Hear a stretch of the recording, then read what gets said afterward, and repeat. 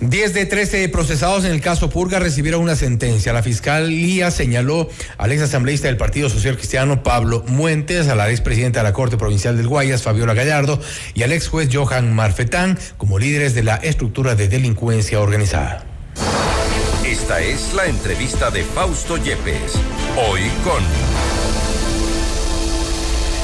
Estamos en contacto en este momento con la abogada María del Mar Gallegos, abogada defensora del caso Purga. Sentencias del caso Purga. Triunfó la justicia. Hay quienes desde el lado de la defensa de los procesados han cuestionado duramente el trabajo de la fiscalía, han cuestionado también, evidentemente, esta sentencia. Y han dicho, por ejemplo, en una carta pública, que el caso Purga no tiene ningún tipo de conexión con el narcotráfico ni con estructuras de la narcopolítica. ¿Por qué? Vamos precisamente a ahondar sobre este tema. Doctora Gallegos, gracias por estar con nosotros. Fausto Yepes le saluda, bienvenida. Fausto, buenas noches y a todos los que nos acompañan en esta noche del día de hoy. En efecto, pues la sentencia Purga inicia, o mejor dicho, el delito por el cual se está sancionando en este momento a 13 personas, a 10 personas o 13 personas, es por el delito de delincuencia organizada. Uh-huh. Sin embargo, llama muchísimo la atención el comunicado que hacen desde el Ministerio de Gobierno, en el que mencionan que se ha acabado con el estado de narcopolítica. La narcopolítica, si uno busca en el diccionario, tiene que ver la conexión entre lo que es la política y el narcotráfico. El caso de Purga no va de nada con temas de narcotráfico, absolutamente nada de narcotráfico. No existe ni un gramo de droga en este caso de Purga, no se trata de microtráfico, nada que tenga relacionado con el artículo 220 del Código Orgánico Integral Penal, que es el tráfico, tenencia, porte, transporte, comercialización de sustancias estupefacientes y psicotrópicas sujetas a fiscalización, ¿no? Y en esta, en este contexto precisamente ustedes en la carta que está firmada por algunos de los defensores del caso Purga hablan de la manipulación de los hechos para crear una narrativa política en época electoral, y ahí se refieren a la postura del régimen. Hemos leído en algunos casos, también escuchado algunas declaraciones del presidente de Noboa respecto de este caso, señalando precisamente como la narcopolítica.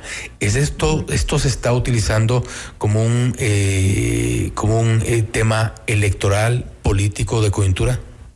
Es que incluso le quita legitimidad a la sentencia de por sí.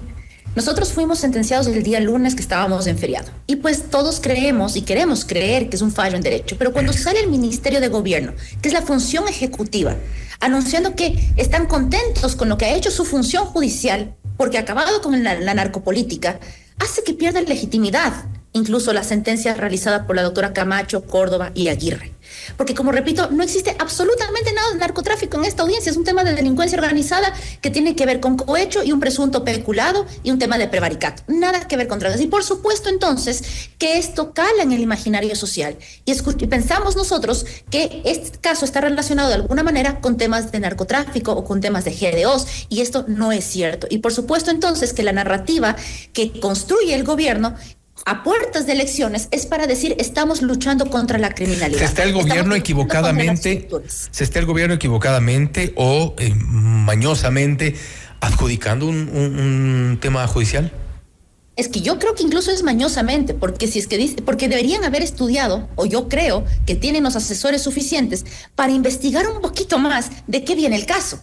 Y entonces, definitivamente, yo creo que saben de qué va el caso, en donde primero se acusaban de 8 eventos que Fiscalía lo llamó.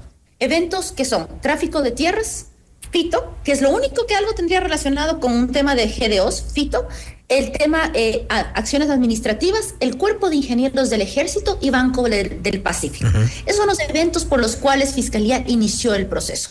¿Cuál es el que mayor impacto tenía en el imaginario social? El tema de fito. Porque él sí puede estar relacionado con un grupo o un GDO. Y por lo tanto, eso fue utilizado como narrativa para decir que las personas procesadas tenían algún vínculo con el narcotráfico. Pero quizá el que más se logró asimilar un poco fue el del Banco del Pacífico. Exactamente. Y al final, los únicos 2 casos procesalmente que se han sostenido incluso con una sentencia son el caso del Banco del Pacífico y el caso del Cuerpo de Ingenieros del Ejército. Por las palabras de la jueza ponente y de lo que ya constará en sentencia por escrito posteriormente, el caso Fito, el caso tráfico de tierras y el caso de cambios administrativos quedaron por fuera del análisis del tribunal, porque a decir del tribunal ni siquiera existe algún elemento para considerar que existe un delito en estos eventos. De hecho, el caso Fito, lo único que quedó claro es que se intercambiaban información para subir a redes sociales para la Corte Provincial del Guayas. Y eso no lo digo ya yo como defensa, sino lo dice la misma jueza ponente. No se evidenció ningún tipo de delito en el caso Fito ni en los otros dos. Sin embargo, a pesar de ello, sigue el gobierno sosteniendo que se trata de un tema de narcopolítica. Y por eso es que yo sí sostengo que es un tema como tú decías, Fausto, de mañosería, porque es una forma de poder decir que están luchando contra la criminalidad, y eso no es cierto. Seguimos teniendo a enero como uno de los meses más violentos de la historia.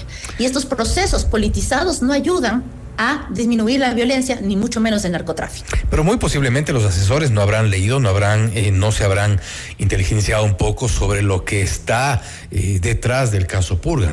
Muchos no tienen idea tampoco la diferencia entre mandante y mandatario, entonces pedirles que lean el caso Purga sería un poco complicado. Claro, pero es que si es que van a sacar un comunicado hay que ser más responsables, porque la gente, yo entiendo que el común denominador de la gente no entenderá términos legales, no ha asistido a la audiencia, una audiencia que además ha sido pública. Podrían haber ido los asesores del gobierno si querían sacar un comunicado leal a la realidad, podrían haber ido todas las 2 semanas de audiencia, podrían haber estado, no en las 2 semanas de audiencia, pero podrían haber estado haberse conectado al día de la lectura de la sentencia, los alegatos finales que fueron públicos y se transmitieron por vía Zoom. Entonces, sí tenían la posibilidad de inteligenciarse y no deformar la realidad, porque eso es un daño muy grave, porque siguen teniendo una presunción de inocencia. Hasta que no tengan sentencia ejecutoriada, son inocentes, ¿sí? Pero además recordemos que aquí hay 3 personas que fueron ratificados sus estados de inocencia. Un comunicado y malinformar a la ciudadanía lo que hace es etiquetar tanto a los que están todavía en un proceso penal, pero también etiquetan a aquellas personas que están ratificadas su estado de inocencia. Una de ellas incluso pasó 364 días privado de su libertad. Y el tema aquí también es la reputación que uno se lleva, a pesar de que es inocente, a través de estos comunicados malintencionados. Ahora entonces estamos frente a, y un poco reitero esta pregunta, pero quizá de otro modo. ¿Está el gobierno en esta coyuntura electoral, ya a pocas semanas de tener que ir a la segunda vuelta, capitalizando políticamente, queriendo remar un poco en este sentido respecto de casos que deberían estar única y exclusivamente en el ámbito judicial? Está capitalizando totalmente, porque es la forma de decir: estoy luchando contra aquello que a ustedes, ciudadanía, les afecta, que es la violencia, el crimen organizado. Y por lo tanto, como le decía al principio, esto deslegitima, incluso si la sentencia está bien hecha, que digamos en derecho vamos a pelear en una apelación para que conozca un tribunal de alzada, deslegitima incluso esa lucha nosotros que vamos a hacer en derecho, porque ya vemos que en efecto quien está detrás de todo esto es el gobierno central, y respetando totalmente la división de poderes. La función judicial debería ser totalmente independiente y no debería haber injerencia por parte del gobierno. Y claro, resulta extraño que esto, no extraño, más bien ya estamos un poco acostumbrados, ¿no es cierto?, que a puertas de elecciones empiecen a capitalizar, a mediatizar estos temas jurídicos que lamentablemente se vuelven políticos. Y ahí pues, Fiscalía también tiene responsabilidad, porque Fiscalía tenía que haber probado suficientemente dentro del juicio para que no haya estas discusiones de si es que hay o no hay delitos, ¿no? Por ejemplo, en estos 3 casos en específico, que ahí pues el tribunal resolvió en derecho. Y me voy justamente había anotado esta palabra que acabo de mencionar ahorita, es esta, que nos estamos acostumbrando. Quizá es también que estamos mal acostumbrados a no distinguir en esta división que debería haber de poderes, el poder judicial por un lado, el poder ejecutivo por otro, y estamos quizá avalando algo que deberíamos reprochar, es decir, un gobierno vanagloriándose de que hace justicia cuando no es el llamado a hacer justicia, y estamos un poco también, muchos ciudadanos seguramente, aplaudiendo el tema de politizar los casos en cualquiera de los ámbitos, y eso aplica para todos los políticos, ¿no? Para todos los políticos y de cualquier gobierno y para cualquier gobierno de turno, ¿no? Y eso es lo más peligroso que puede tener un Estado, el utilizar el arma más fuerte, que es el derecho penal, que priva de libertad, utilizarle a favor de intereses políticos. ¿sí? Porque se destruyen vidas, porque se destruyen familias, que después de un largo proceso podrás tú tener una sentencia muy seguramente ratificatoria de inocencia, como vimos en este mismo caso Purga. Pero hasta cuando llegues allá, tú ya pasaste un proceso de estigmatización, de etiquetamiento y además todos los recursos económicos, psicológicos que uno invierte en un proceso, ¿no? Pero estamos también mal acostumbrándonos a dar, por cierto, algunas de las historias contadas por las partes procesales. ¿Y a qué me refiero? Y es que también se ha dado mucha voz a Fiscalía General del Estado.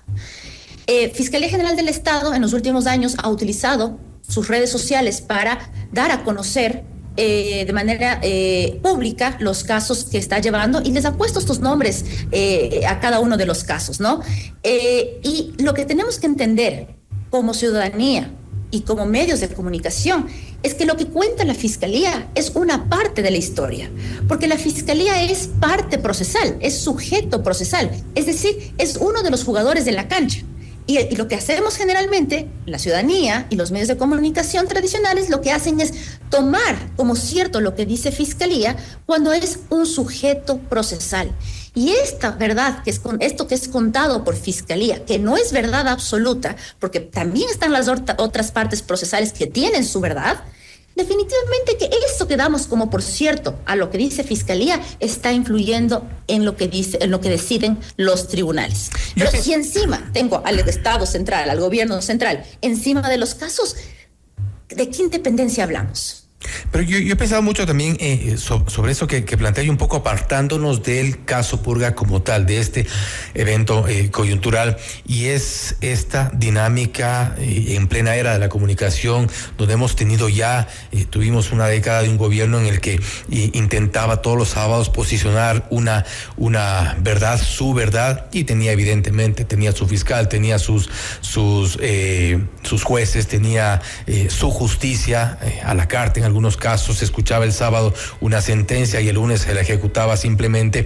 Es decir, me refiero un poco también al mea culpa de quienes están a cargo de toda la parte jurídica, judicial. Quizá no se ha elevado la voz lo suficiente, no se ha hecho una estrategia de comunicación lo suficiente como para que no pesen más otras voces como lo que están ustedes reclamando. Totalmente, totalmente. Y eso es lo que hemos intentado hacer nosotros como grupo de abogados del caso Purga, que cada quien tiene una defensa independiente, cada quien defiende a su propio cliente.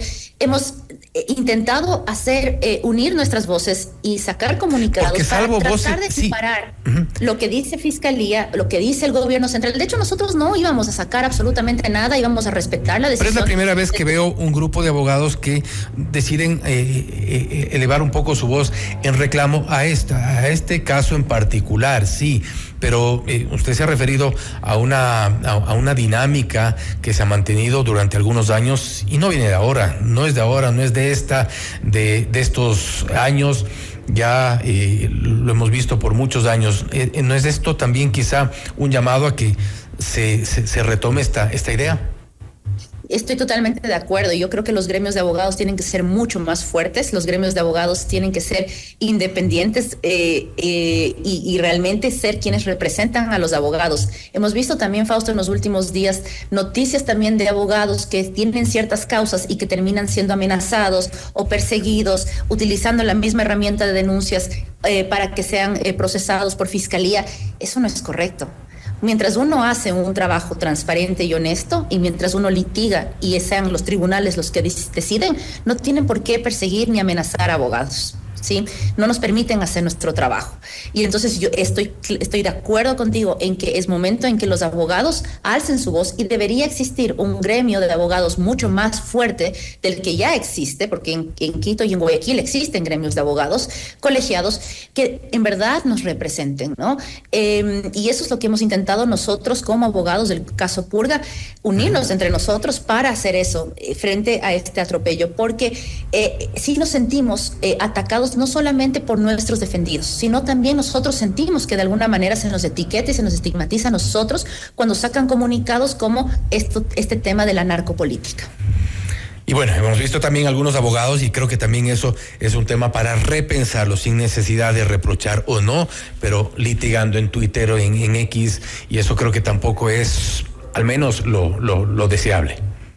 Sí, pero yo creo que ha habido esto que tú decías un momento, en este momento de la que vivimos como sociedad, en donde existe medios de comunicación o las redes de comunicación, medios de comunicación, redes sociales, en donde están en constante movimiento, en que estamos en todo el momento tuiteando, posteando cosas, lo hace Fiscalía. Y lo que nosotros hacemos, creo que es una manera de un poco contrarrestar esa fuerza con la que Fiscalía saca los comunicados en cada momento dentro del proceso. Entonces yo creo que sí, no es en donde se ganan los casos, eso estoy totalmente de acuerdo, sí, pero sí creo que es una contranarrativa frente a lo que Fiscalía dice y que, como decía hace un momento, la gente toma por cierto lo que la Fiscalía dice, como que fuera un tribunal. Y no, la Fiscalía no es del tribunal, es una parte procesal, es un jugador más dentro de la cancha. Y entonces por eso yo creo que los abogados nos hemos visto abocados a esta necesidad de también poner en conocimiento de la ciudadanía lo que está pasando dentro de las audiencias, porque es otra cosa. Lo que pasa en audiencia no es comunicado en su totalidad